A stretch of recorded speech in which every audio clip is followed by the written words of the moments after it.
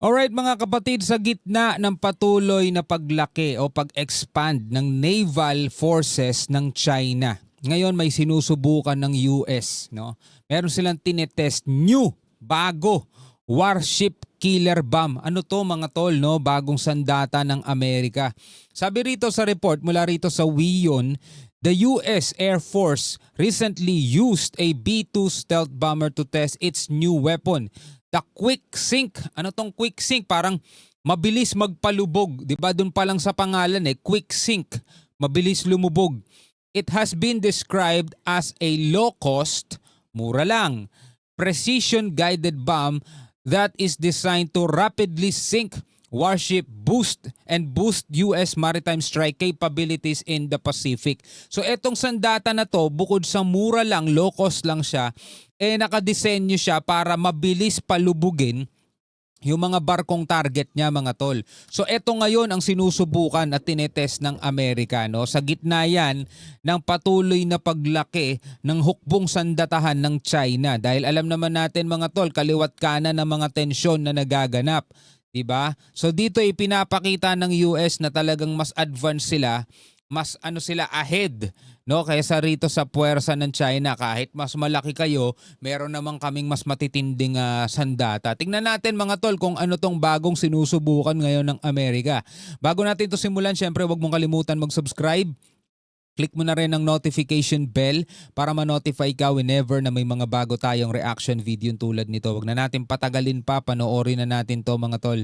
The U.S. Air Force recently tested a new 500-pound variant of its anti-ship weapon. Anti-ship weapon. Quick Sync, Quick Sync. dropped from a B-2 Spirit stealth bomber.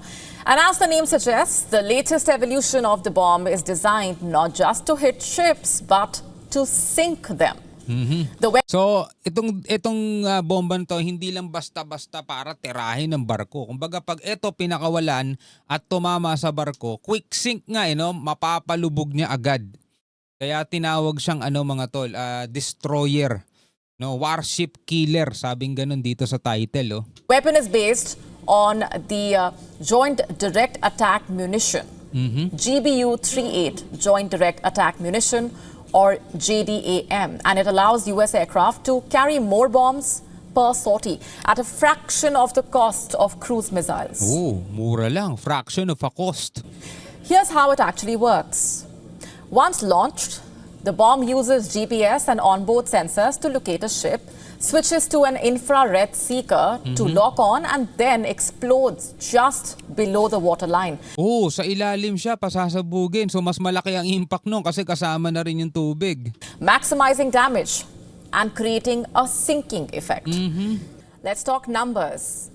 A Harpoon missile costs $1.4 million. The Quick Sync aims to cost as low as $50,000 per unit. Wow! Di hamak na mas mura nga naman talaga. Yung 50,000, kung i-convert natin yan sa peso, pagpalagay na nating 55 o di 50,000 times 55 natin mga tol, mga nasa yan, around 2.7 million, mga ganon mga tol, no? Medyo may kalakihan pa rin kung titignan natin. Pero ikumpara natin dito sa Harpoon na 1.4 million, convert mo sa 55 yan, nasa around yan, mga nasa 70 million, mga tol, gano'n, no? So, kung titignan natin, kung quick sync mga tol, mga nasa around 30 quick sync ang magagawa mo dito sa halaga ng isang Harpoon. Diba? So talagang makakatipid pa rin ng US dito. At mas marami silang magagawa sa presyo ng isang Harpoon. And that's a game changer, especially when bombers can carry dozens at once. A B-2 can carry up to 80 of these 500-pound bombs. F-15 Strike Eagles up to 15 per jet, even lighter jets like the F-16 Viper. Grabe ang gastos ng gera, no? Ewan ko ba't gustong-gusto nila mangyari yan eh. Can gain more firepower with Quick Sync. The US says it needs this weapon because of China. China has a rapidly growing navy and is currently the largest in the world with over 370 warships. So sabi ng US, kailangan natin to kasi ang daming barko ng China. 'Di ba? Kung magpapaputok tayo ng harpoon natin, 1.4 million isa, napakagastos nun mga tol. Eto 50,000 lang. $50,000. Kung i-convert nga natin sa peso, mahal talaga. Pero pera nila yan mura lang sa kanila yan. $50,000 yan ang isa niyan. Kumpara mo sa 1.4 million kada isang harpoon missile, mas marami silang mapapalubog dito kung tutuusin, di ba? So, kailangan nga daw talaga nila dito. And 2 aircraft carriers. And the US, that considers China its biggest threat, is preparing for a high-stakes standoff in the Indo-Pacific. And the quick sync could become a crucial tool in that theater. The US Air Force says building a cheaper stockpile of smart munitions is vital, not just to deter conflict, but to sustain a prolonged war. If Kaso pagdating sa mga mura, sa mga low cost, talo na agad sila doon mga tol. Pagdating sa low cost, dyan magaling ang China. Diba? Yun nga lang, di natin alam yung capability nun. Di natin alam kung gaano kahusay yun. Doon naman ngayon magwawagi ang Amerika kasi alam naman natin mas maganda ang technology nila kesa sa China. Well, marami na rin namang pinatunayan ng China pagdating sa technology, pero pagdating sa mga ganitong labanan kasi o mga sandata, nakita na natin yung ilang kapabilidad ng sandata ng China doon sa India at saka Pakistan Kasi yung Pakistan yung ginagamit nila, 'di ba? Puro mga China-made weapon.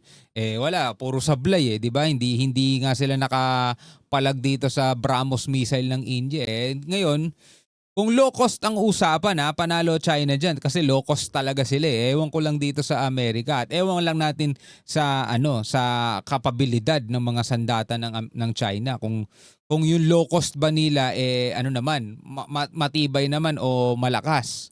one breaks out. The war in Ukraine and the conflict in West Asia have only sharpened the thinking. But it's not without trade-offs. Quick sync lacks the long standoff range of cruise missiles, which basically means that pilots or even drones would need to get closer, which is a risky task, unless it is launched from stealth aircraft like the B-2 or F-35. Still, according to experts, the 500-pound quick sync opens up tactical options for the US Air Force, from hitting smaller warships to disrupting enemy supply chains to striking cargo ships in ports or overwhelming coastal defenses. The US Air Force Research Lab called it a new way to rapidly neutralize maritime threats. Oh. And we unleashed a new quick sync weapon which significantly enhances our ability to strike stationary or moving surface vessels. This is a true game changer for the Department of Defense and is exactly what POTUS means by peace through strength.